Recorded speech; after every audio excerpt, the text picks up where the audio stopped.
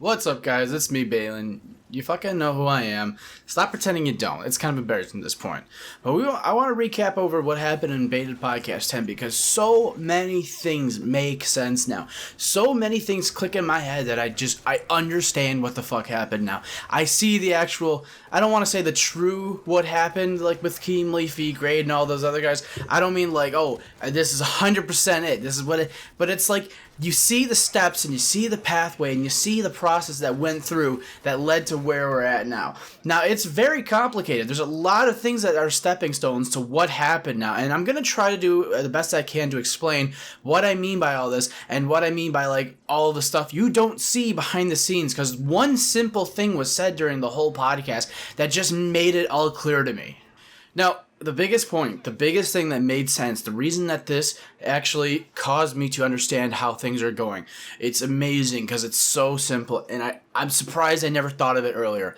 So during the podcast, it was talked about Keem and Leafy and working on the team Rive. If you heard them in the podcast, I don't think you guys understand how big of a deal that is and how much that's going to piece things together for those of you who might even be confused or still on the fence on who's right, who's wrong. And that is that Leafy and Keem and a bunch of other YouTubers were trying to work to promote an idea that Keem has been working on for God knows as long he's probably been on YouTube almost. And that is that the idea is that esports are big. Everybody knows what esports are. It's becoming a very popular thing, but the problem with esports is that like you got these main stage names, you got Optic, you got your FaZe, you got your Envy, you got, your TSM, you got your Cloud9. You got these big teams that are just like known for being big names, or they have the biggest names on them. But then there's all these other teams that they don't have popularity, that nobody knows about. And the idea is that Keem wants to create a structure and a system that essentially emulates what the NFL and baseball and football does, or soccer if you want to be like that. But it kind of emulates the system where we, as people who are like, the big content creators, the influencers, the people who are like popular, would essentially become the heads of teams in these esports teams. They would become like the figureheads of the team. Like, just for sake of example, Keem is the figurehead of the team Thrust. Rain is the figurehead of the FaZe or something like that. You get my point, though, is that they use their influence, their social media influences, to promote the team. And then what they do is not only do they promote the team, they create the team in a location. AKA, if you're like where I live, the Buffalo Bills, the Cincinnati Bears, I believe it is. I fucking forgive me, Tampa Bay, the Miami Dolphins. You get my fucking point. So the idea is that people start kind of cheering on their teams, their hometowns. People know where they want to go and, support people. Me, whenever I hear about Call of Duty esports, the only real few teams that I know about is Optic, FaZe, and Envy. I don't really know any other teams. I mean, I haven't been following the team. But I would sure as shit, if I'm from Buffalo and I knew that there was a Buffalo team, like the New York Thrust or something like that, you fucking guarantee I'd be sitting there going, go Thrust, go Thrust. I'd be watching just to support my local team. Now, this is important because this has been talked about only a few times, and I feel like people don't understand that Keem has been trying to work on this idea since the beginning of YouTube. This has been a popular idea. And actually, if you remind me, if I actually remember myself, I'll leave a link to a video in the description that was recently made by Woody's Gamertag talking about why does Keemstar hate me? And you'll see in the video that even during the old times, Keem has been trying to promote this idea of getting YouTubers to be influencers, to host esports teams, to get them more out there, more popular, get brand deals, actually help our community. And even Woody's Gamertag himself says, this is a great fucking idea. So now let's start piecing it together. This was said, and now let's start piecing it all together. Keem is in a Skype call with 10 other people presenting this idea, saying, guys, we can make this a thing. We can become fucking mad rich to promote esports team, and we can start pushing esports in the right direction and create something that's amazing. And now, that may not sound significant to a lot of people, but that really is. That's a big thing when you have people who are famous going, a good example being Soulja Boy with his one team. I keep forgetting the name. It was like Cash Money Team or something. I can't fucking remember Soulja Boy's team name. But you get people promoting these teams, and then you go and you tell the YouTubers, hey, let's start working on this. Let's start making this like a reality. Keem has enough influence because he's in that like 1 million echelon subscribed YouTube channel. And I don't know if you guys know this or not, but anybody that really knows each other in the community or they're in the same community on YouTube, I can almost guarantee you they got each other on Skype and people are talking. Like, everybody knows everybody when it comes to that because you're an upper echelon. You are like top tier level YouTubers. So all of these 10 or so YouTubers, however many was talked about in the podcast, are in a call. Keem's going at them saying like, yo, we got to, this is a business venture. Let's go. Let's do this. Let's do this. Let's do this. So, and I'll talk about this in another video, and then Keem makes that fuck up of saying like, oh, these guys are being bitches. They're not willing to jump on the opportunity. Now, Keem has been known in the past to be a too aggressive business person. Like, he wants to do something, he wants to do it now. We gotta get moving on this idea now. Like, now. And it's actually one of the fucking reasons I like working with him, because I'm sick of people who go, well, let's wait, let's see what happens in a week, let's see what happens in a month, let me gauge what's going on, let me figure it out. No, I want somebody who's gonna go, now, let's go fucking right now, let's figure this shit out, let's start it now, because if we start now, then later it's gonna get better. We fuck up now, and then we fix it later. Good shit like that has usually helped out when it comes to this type of stuff. So now you have Keem going and talking to all these other people in the team saying, oh, you know, some members are being kind of like worried and they're taking forever. They're not seeing the business potential of that, and they're not just trusting me that I know what I'm doing, which Keem does know what he's doing in this. So we see at this time now, two things happen, and that, if I'm not mistaken, this should chronologically line up. But essentially, people start getting wavery, you know, they're not like really sure if they want to be doing, you know, hosting a team. They don't know if it's worth it. It might be a lot of effort, or they might not make enough money. So people start wavering. Keem starts getting triggered and pissed off because it's like, yo, we have to move on this. We can't sit around and twiddle our dicks. We have to move on it.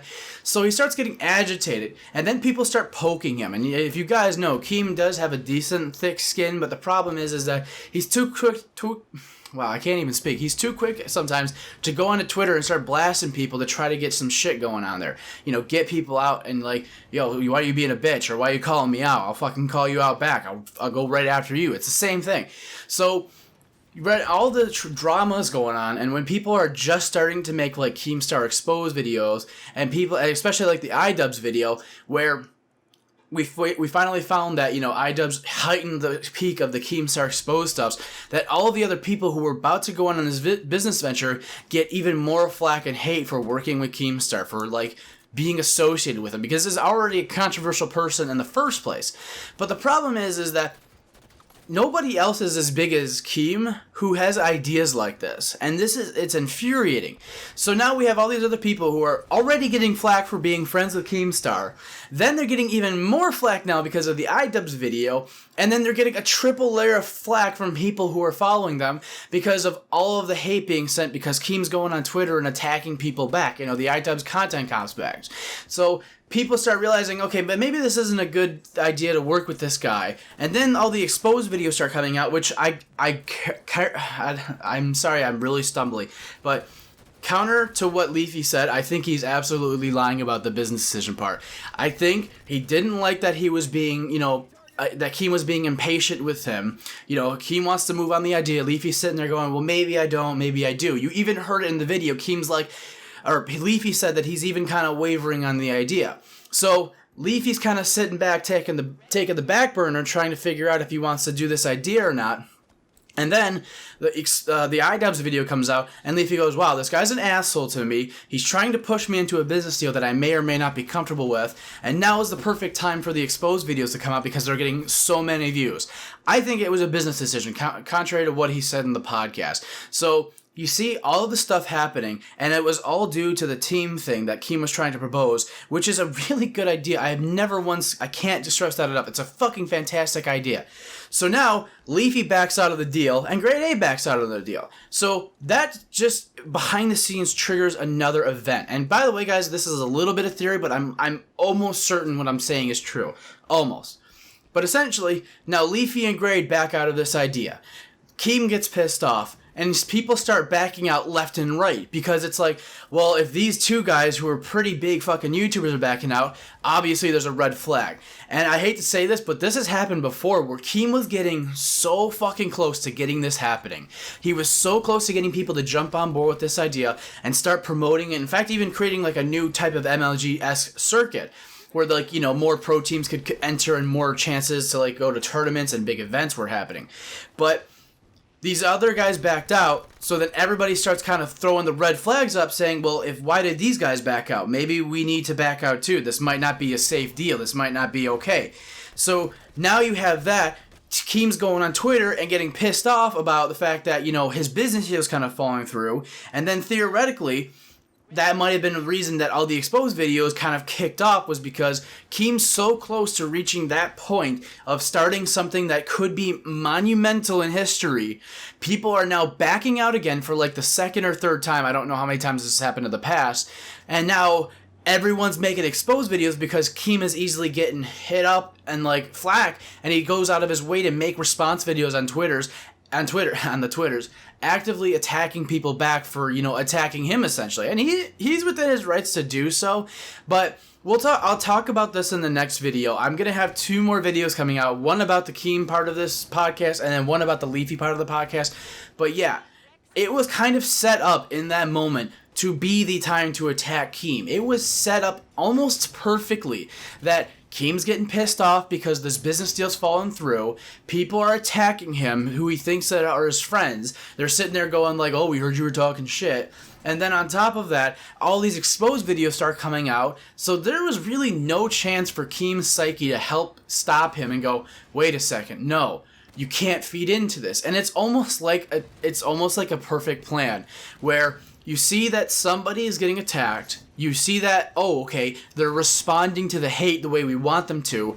And there was never a point where Keem said, what do I do to stop this cycle? It's like a progressive, if you've ever seen like the movie Sherlock, Sherlock Holmes with Robert Downey Jr., when the people who are the bad guys plan out their strategy, they have like a set, in the second movie specifically, he had a set series of plans. Like, he expected every single move to happen for Robert Downey Jr. in the movie. It was a set series, like, okay, he's going to think this, and he's going to go here. He's going to think this, he's going to go here. And I feel like Keem fell into that trap. He fell into the idea that, okay, shit, people are attacking me. I need to respond on Twitter and attack them back. I need to make myself right, because that's just what he wants to do. He wants to prove that he's right and other people are wrong. And that's been a big issue since day one. So people go, okay, he's trying to prove he's right. So now we get to attack him on this, and then we make exposed videos. And then Keem goes, why the fuck are people making exposed videos? He disproves the points, and then people keep attacking him. It's almost exactly like that, where there was never a point in the sequence where Keem thought to break it off, to go, no, I need to focus on what's important. Stop feeding into what people want me to do. Stop making the fucking memes. Now, that's a lot of theory. I'm not saying there was like a mastercraft plan in somebody's mind that decided and laid all this out, but the way it played out was exactly that, was that each point had a counter to it. Each movement had an action that was going to damage Keem's reputation through doing this. And thus it led to the extreme amount of tension we see now on YouTube, where the big movement now is expose your friends, expose people, because then you might get out there and get popular because you expose somebody. And it's all because of this one sequence where this huge monumental business deal was possibly going to go underway. Tons and tons of the biggest YouTubers are discussing how they're going to do this. The big ones, the biggest in this group, decide that this may not be of our preference because we're cautious. We're being cautious. We don't know if this is going to work or if it's going to bite us in the ass. They back out without actually really, in my opinion, seeking the proper counsel and talking to the right people. And then the next thing you know, it just led down to a spiral downwards, in my opinion, for everybody. The only real person who benefited from the Leafy versus Keem hate is Leafy. And we can see now that it's biting him in the ass. And one last personal note that I want to say about the podcast.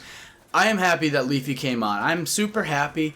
He didn't do much. I don't think he had a lot of strong points. We'll talk about that in another video. But the one thing that never was said in the whole podcast that absolutely eats my soul up is that Leafy got famous on his own accord. He got famous because he went viral on Reddit, and it really benefited him, okay? He had that couple of, like, the week period of time where everybody was spamming people's comments with hiss.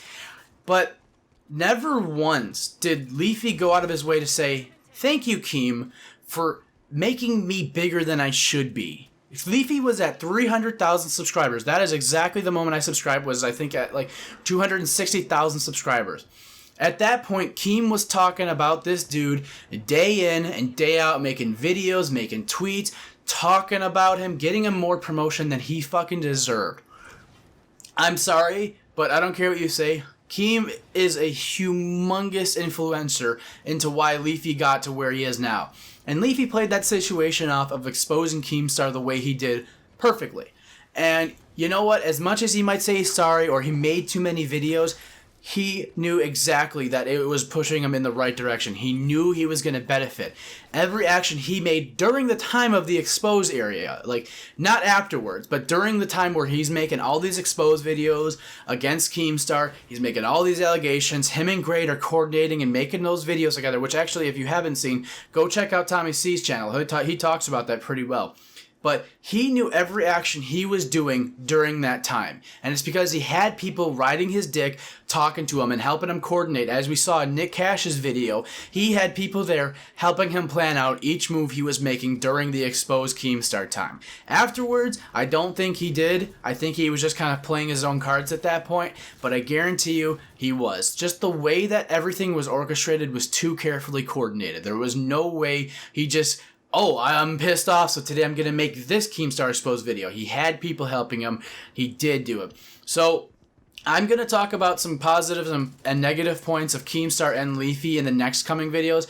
If you guys want the Leafy version first, write in the comment section we want the Leafy section first. If you want the Keem section first, write in the section, the comment section that you want the Keem section first. And I'll upload those either later tonight or I'll upload them tomorrow. We'll see what happens. Guys, I love all of you. If you haven't already, go check out Baited Podcast on SoundCloud. I fucking love the Baited Podcast. I'm so happy I'm part of the fucking, the podcast. I'm so happy that I actually help out. But for the most part, guys, I love all y'all and I will see you in the next video.